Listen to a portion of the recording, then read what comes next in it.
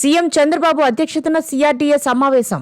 3 ఏళ్లలో రాజధాని నిర్మాణం పూర్తి చేస్తామని స్పష్టం చేసిన మంత్రి నారాయణ. గతంలో ఆలస్యానికి మాస్టర్ ప్లాన్ కారణమని వివరణ. ఆర్థిక కార్యకలాపాలు పెరిగితేనే గతంలో తీసుకున్న 34,000 ఎకరాలకు విలువ. 5,000 ఎకరాల్లో greenfield airport. Gopichand, MSK Prasad అకాడమీలకు 12 ఎకరాలు ఇవ్వాలని నిర్ణయం. తెలంగాణలో కొత్త స్టాంప్ డ్యూటీ విధానానికి కసరత్తు. మహిళలకు పాత అపార్ట్మెంట్లకు డ్యూటీ తగ్గించే ఆలోచన. వచ్చే శాసనసభ సమావేశాల్లో బిల్లు పెడతామన్న మంత్రి పొంగులేటి. తెలంగాణలో వేడెక్కిన రాజకీయం. రైతు రాజ్యం మీద సీఎం రేవంత్ సవాలును స్వీకరించిన కేటీఆర్. 8న హైదరాబాద్ ప్రెస్ క్లబ్లో మీడియా సమక్షంలో చర్చకు రావాలని సవాల్. కేటీఆర్ సవాల్ను ఎద్దేవా చేసిన తెలంగాణ మంత్రులు. ప్రజలు ఎన్నుకున్నది అసెంబ్లీలో చర్చించటానికంటూ జవాబు. డెడ్డైన పార్టీ డెడ్లైన్ పెట్టడమేంటంటూ సీతక్క అపహాస్యం. ఏపీ రాజధాని కోసం 2వ దశ భూ సమీకరణకు గ్రామసభలు ప్రారంభం.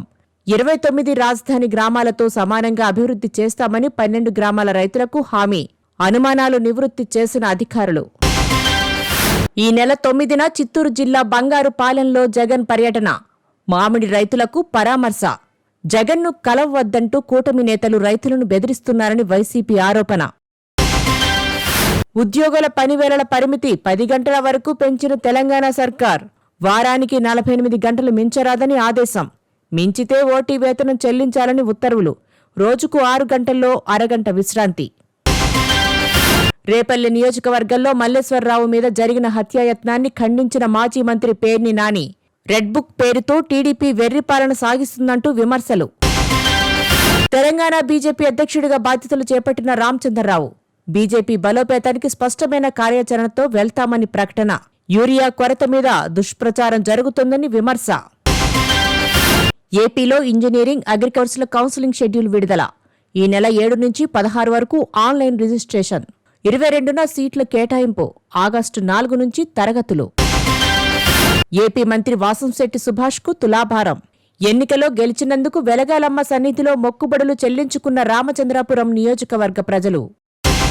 నెల్లూరులో రేపటి నుంచి 5 రోజుల పాటు రొట్టెల పండుగ. దేశ విదేశాల నుంచి లక్షల సంఖ్యలో భక్తుల రాక. ఇప్పటికే కిటకిటలాడుతున్న బారా షహీద్ దర్గా, స్వర్ణాల చెరువు. మేడారం మాస్టర్ ప్లాన్ మీద తెలంగాణ సచివాలయంలో సమీక్ష. జనవరిలో మొదటి దశ పూర్తి చేయాలని నిర్ణయం. ఆదివాసీల సంప్రదాయాలకు తగినట్టుగా తీర్చిదిద్దాలని సూచించిన మంత్రి సీతక్క. సింహాచలంలో కూలిన షెడ్డు. మరోమారు బయటపడ్డ అధికారుల నిర్లక్ష్యం. గిరి ప్రదక్షిణ ఏర్పాట్లు జరుగుతుండగా ఘటన. చందనోత్సవం నాటి ప్రమాదం మరువకముందే మరో ఘటన. సుపరిపాలనలో తొలి అడుగు కార్యక్రమంలో భాగంగా పాయకరావుపేట నియోజకవర్గంలో ఇంటింటికి హోంమంత్రి అనిత. ఒకవైపు హారతులతో స్వాగతం, మరోవైపు సమస్యలతో వినతులు. 5 ఏళ్ల వైసీపీ పాలనలో Visakha institute of medical science VIMS ను పట్టించుకోలేదని ఎంపీ భరత్ విమర్శ. ఎమ్మెల్యే వెలగపూడి రామకృష్ణతో కలిసి వివిధ విభాగాల ప్రారంభం. సిగాచి ప్రమాదంలో 40కి చేరిన మృతుల సంఖ్య. కొలిక్కి వస్తున్న శిథిలాల తొలగింపు. ఇంకా ఆచూకీ లేని 9 మంది. ఘటనా స్థలంలో బంధువుల ఎదురుచూపులు. మంత్రి సీతక్క మీద వచ్చిన ప్రకటనతో సంబంధం లేదన్న మావోయిస్టులు. అధికార ప్రతినిధి జగన్ పేరిట లేఖ విడుదల. దామోదర్ లొంగిపోతున్నట్టు జరుగుతున్న ప్రచారంలో నిజం లేదని వెల్లడి. తెలంగాణ ప్రజాభవన్లో ఇందిరా మహిళా శక్తి సంబరాలు ప్రారంభించిన మంత్రి సీతక్క. ఆర్టీసీకి అద్దె బస్సులు అందించిన మహిళా సంఘాలకు ₹1,00,00,000 చెక్కు అందజేత. బంగాళాఖాతంలో ఉపరితల ద్రోణి. 2 రోజుల పాటు నిజామాబాద్, కరీంనగర్, వరంగల్, ఆదిలాబాద్, ఖమ్మం, రంగారెడ్డి, మెదక్ జిల్లాల్లో ఒక మోస్తారు వర్షాలు.